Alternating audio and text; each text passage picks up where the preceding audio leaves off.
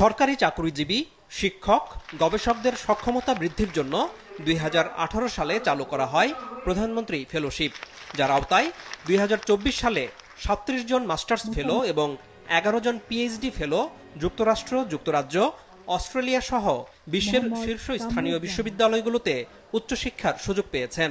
সকালে নিজ কার্যালয়ে প্রধানমন্ত্রী শেখ হাসিনা তাদের ফেলোশিপ অ্যাওয়ার্ড বিতরণ করেন। প্রধানমন্ত্রী বলেন, শিক্ষা এবং গবেষণার বিস্তার বাড়ানো আর নারী অধিকারকে গুরুত্ব দিয়েছিলেন বঙ্গবন্ধু।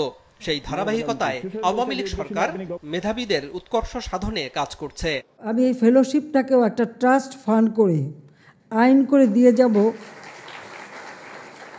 যেন ভবিষ্যতে কেউ এটা বন্ধ করতে না পারে। একটা কথা মনে রাখবেন যে এই টাকাটা আমার জনগণের টাকা, তাদের মাথার ঘাম পায়ে ফেলে এই টাকাটা তারা অর্জন করে আপনাদের উচ্চশিক্ষা দিচ্ছে।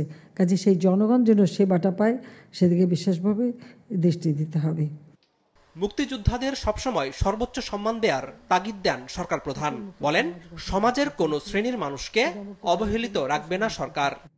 কোনো কেউ অবহেলিত থাকবে না। আমাদের এখানে ক্ষুদ্র নৃগোষ্ঠী আছে, প্রতিবন্ধী আছে, অটিস্টিক আছে, এবং তাদের সকলেরই প্রতি আমাদের যথেষ্ট সহানুভূতিশীল আমরা, তারা যেন সমাজের সব রকম সুযোগ সুবিধা পায়, শিক্ষায় দীক্ষায় তারাও যেন পিছিয়ে না পড়ে, সেদিকে আমরা বিশেষ নজর দিচ্ছি। আর সবচেয়ে বড় কথা, যারা মুক্তিযোদ্ধা গর্ব করে যেন তারা বলতে পারে যে আমি মুক্তিযোদ্ধা। আমার মতামতের সাথে নাও থাকতে পারে, আমার দলে নাও থাকতে পারে, কিন্তু তারপরেও সে মুক্তিযোদ্ধা। কাজে আমার কাছে সবাই সম্মানিত। আওয়ামী লীগ সরকারের প্রচেষ্টায় বদলে গেছে বাংলাদেশ, সবাইকে স্মরণ করিয়ে দেন প্রধানমন্ত্রী।